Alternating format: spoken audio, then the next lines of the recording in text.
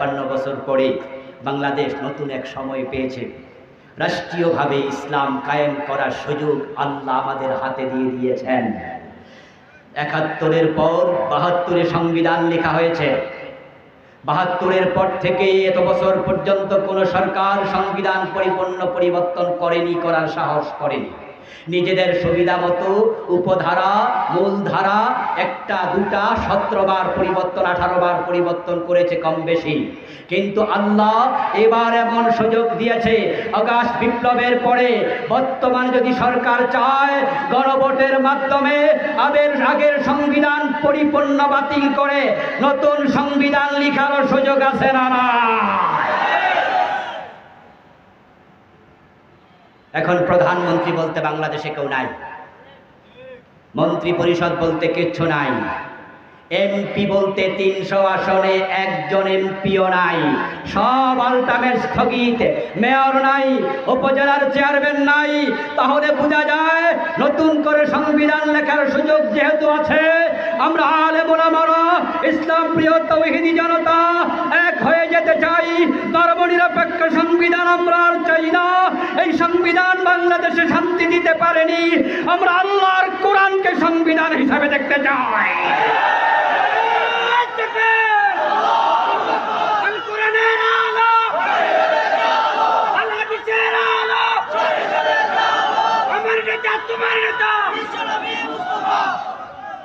আমার প্রিয় ভাইরা, আল্লাহর কোরআনকে সংবিধান বানানোর সুযোগ 92% মুসলমানের আছে না নাই? মানুষ যদি জেগে ওঠে তাহলে রেজাল্ট কি হয় এটা আমরা আগস্টের 5 তারিখ দেখেছি। আপনারা জেগে ওঠুন কোরআনের পক্ষে। ডক্টর ইউনূস এবং তার অন্তর্বর্তীকালীন সরকার নিরপেক্ষ নির্বাচন যখন দেবে, 1 বছর পর, 2 বছর পর, 3 বছর পর যখনই দেয়, আমরা কোরআনওয়ালা যদি একমত হয়ে যাই, আমরা আর বিএনপি আওয়ামী লীগ জাতীয় পার্টি চাই না। আমরা কোরআনের পক্ষে আলেমরা একমত হয়ে ইসলামের বাংলাদেশ দেখতে চাই। এজন্য আসুন আলেম ওলামারা আমরা ইখতিলাফ ভুলে যাব, অতীত পিছনে ফেলে দিতে চাই। কেউ কিয়াম করেন, কেউ কিয়াম করেন না। কেউ ঈদে মিলাদুন নবী পালন করছেন, কেউ সিরাতুন নবী পালন করছেন। কেউ জোরে আমিন বলছেন, কেউ আস্তে আমিন বলছেন। কেউ বুকে হাত বাঁধছেন, কেউ নাভির নিচে বাঁধছেন। আপনারা যারা ইসলামের বিধানগুলো নিয়ে ইখতিলাফ করছেন, প্রত্যেকেই তাদের ইখতিলাফের পক্ষে কোরআন হাদিসের দলিল আবার দিচ্ছেন। এতে বোঝা যায় আমাদের ইখতিলাফগুলো কোরআন হাদিস কেন্দ্রিকের বাহিরে নয়। আমাদের বিভক্তি কোরআন হাদিসকে সামনে নিয়ে লা ইলাহা ইল্লাল্লাহ মুহাম্মাদুর রাসূলুল্লাহ এই কালেমা নিয়ে আমাদের মাঝে কোনো ইখতিলাফ যেহেতু নেই, এ কোরআন নিয়ে ইখতিলাফ নেই, আগামী নির্বাচনকে সামনে রেখে সব ইখতিলাফ ভুলে গিয়ে আলেমরা যদি একমত হয়ে যায়, জালেমরা বাংলাদেশে মাথা তুলে দাঁড়াতে পারবে না। আল্লাহর দেয় সুযোগ যদি এবার আপনারা আলেমরা কাজে না লাগান, ঐক্যবদ্ধ না হন, আদালতে আখিরাতে আপনারা আসামি কাঠগড়ায় দাঁড়ানোর সম্ভাবনা আছে। এ জাতি আলেমদের দিকে তাকিয়ে আছে। ঠিক কিনা, ঠিক কিনা, ঠিক কিনা?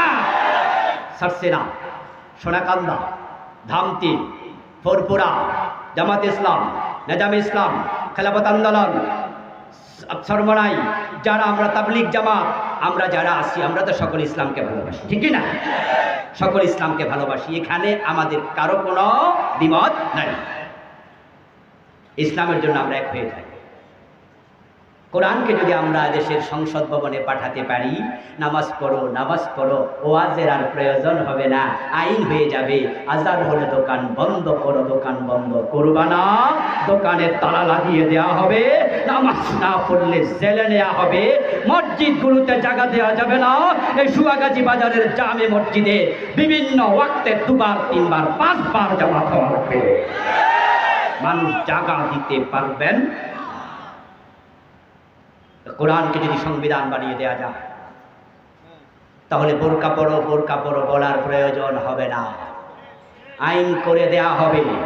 ইফতিজিং করলে যেমন 6 মাসের জেল দেয়া হতো, যে সমস্ত মেয়েরা বেহায়া পড়ার পোশাক পরবে তাদেরকেও আইনের আওতায় আনা হবে। 1 সপ্তাহ 2 সপ্তাহ পরে দেখবে বাংলাদেশের নারীরা বোরকা পরে সবাই রাস্তায় নামবে, সুদ বন্ধ হয়ে যাবে, ঘোষ বন্ধ হয়ে যাবে। ছাত্র জনতার বিপ্লবের পরে বাংলাদেশের থানাগুলোতে ঘোষ আগের মতো চলে না, কিছু কমছে। বরং ঢাকা শহরে আমরা দেখি অনেক ট্রাফিক পুলিশের মন খারাপ, লাঠিমারি লইয়া সামনে পাশে খাড়াই থাকে। তো লোকজনকে সমালোচনা করতে শুনি, বলে উপরই পায় না, ইনকামও কম, তাই মোড়টাও একটু নষ্ট হয়ে গেছে, কাজের মাঝে চাঞ্চল্য কম। 5ই আগস্টের বিপ্লবের পরে আমরা ইসলামী সরকার পাইনি, পেয়েছি ডক্টর ইউনূসের অধীনে একটি অন্তর্বর্তীকালীন সরকার। এটা ইসলামী সরকার নয়। ইসলামী সরকার না এসেও যদি ঘোষ কমে যেতে পারে, অন্যায় আগের মতো না চলে কমে যেতে পারে, ইসলামী সরকার যদি বাংলাদেশে এসে যায়, মদিনার শান্তি বাংলাদেশ আবার ফিরে আসবে।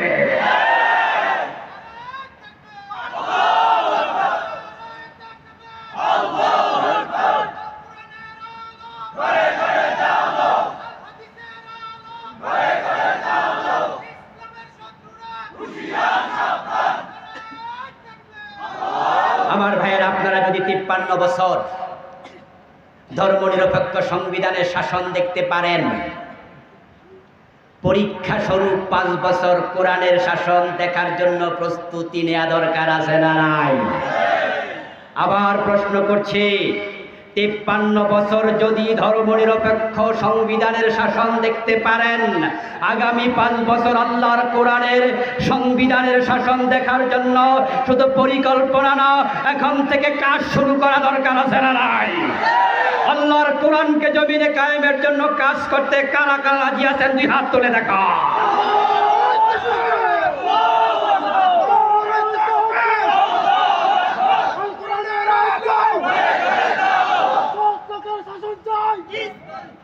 আমার প্রিয় ভাইরা, আল্লাহ আমাদের 2 হাত তুমি কবুল করো।